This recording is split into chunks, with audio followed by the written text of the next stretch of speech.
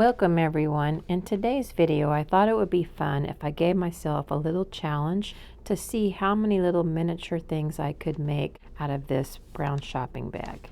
I am going to be doing some paper quilling, so I need to tear the bag down into more manageable size pieces to work with.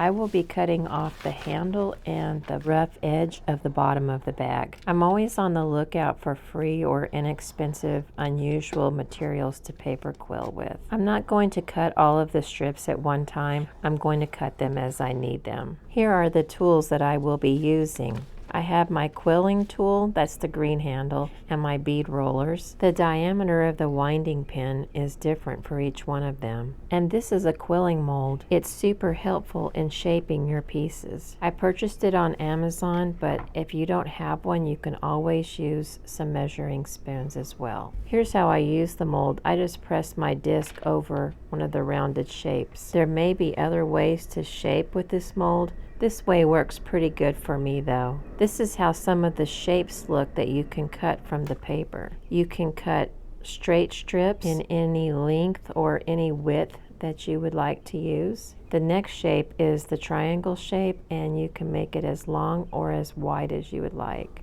This next one is like a triangle shape, except one of the edges stays straight. I use a metal ruler to get a nice straight edge when I'm cutting or drawing my line. And measuring is not necessary really, although you can if you would like. You can just lay your ruler down and you can eyeball what size that you would like to cut. It's really fun to play around and try different sizes and see what kind of looks you can get.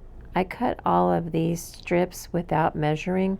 I just made sure that I kept it the same width all the way down. If you are not measuring and you cut a strip and you need another one, you can just lay that strip on top of the paper and trace it and cut it. A lot of times I will roll 2 or 3 strips at a time to make it faster instead of gluing them end to end. If you're interested in some more about the paper quilling, check out my older video that I will post at the end of this video. Here is how that triangular piece that's straight on one edge looks rolled up. On the slanted end, you can see how it's tapered, but on the straight edge, it stays even and flat. I used to worry about cutting the triangular piece perfectly on each side, but it doesn't really matter, just as long as it resembles a triangle. This is how the triangle looks rolled up on the bead roller. It's tapered on both ends. I was trying to make a canister here, so I had rolled a straight strip, but then I added one of those triangles that's straight on one end to hopefully make it taper in some and give it a little bit more shape.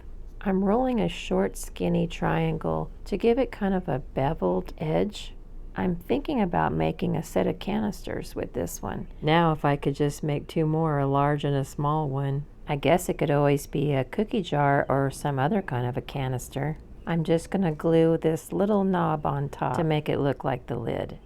This one I cut much shorter, and I think I rolled 3 strips, and now I'm gluing that tapering piece around, which it's kind of looking like a clay pot. I guess it could be a clay pot too. I think I was trying to create that band that clay pots have around the top edge. But then I thought that maybe I could turn it into like a little short crock or something. I don't want it to just be flat on top, so I'm kind of giving it a domed shape on top. I could have left it like this, but I thought that it needed to have like a little knob on top. Yes, that's what it needed. That's really cute. In a way, it kind of looks like a cupcake. I really want to make like a little teapot or something. I think I'm going to try rolling up a couple of these straight edge triangles to get my teapot shape. It doesn't quite taper up enough for me on the top, so I'm going to put my paintbrush up in there and push it up a little bit. Okay, that helped. That's giving it that kind of teapot shape at the top. Now I'm trying to create a little handle for it. A single thickness of the paper by itself wasn't enough, so I doubled it up, and now I'm just cutting away a nice little skinny strip to make the handle. I curled it up into a little fancy shape. I'm going to glue the top part on first, let it dry, and then I will glue the bottom part onto it. This little teapot is a little bit different, but I glued the handle on just the same. I also made different knobs for the top of my teapots. Some were just a little loop turned sideways, and some were just a little knob, a rounded knob.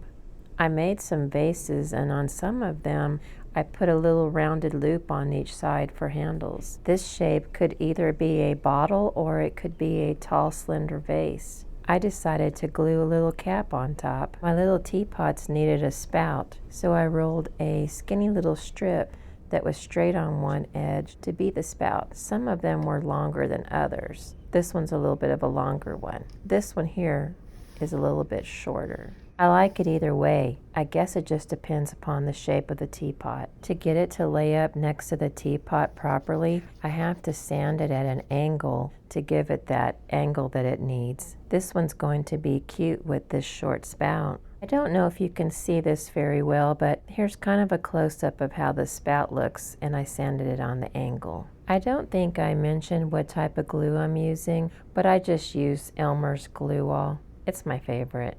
Talking about glue, I always glue the inside of my dome pieces, and then on the outside when I'm finished making them, I water down some glue and I cover them completely with the glue to help them hold their shape. And then when they're dry, I cover them with a good coat of gesso. Most of the time I just do one coat, but this time I did 2 coats because I was going to be painting them with chalk pastels. Actually, I'll be coloring them with chalk pastels, not painting them. Painting them with acrylic paint would be perfectly fine too. I like to scrape the chalk pastels off and then apply it with a brush. Sometimes you have to keep brushing the color on to get it darker. I have never used this before, but I have been wanting to try it.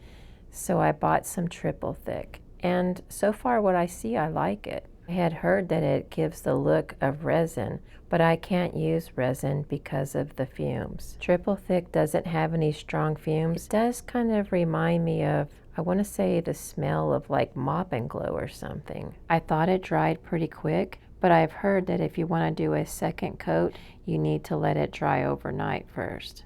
I only did 1 coat. I also noticed that it doesn't leave a lot of brush strokes. So I think that, what do you call it, self-leveling as it dries? Have you tried triple thick? Did you like working with it? I'm curious to know what you thought about it. I also made some water slide decals for the first time. I have also heard that nail art would work just as well.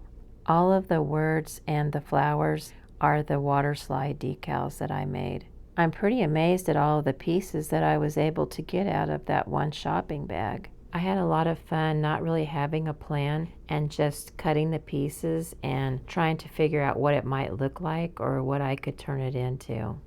I was challenging myself to see what I could get made from one grocery bag, but I definitely love those clay pots and will need to make more of those in the future.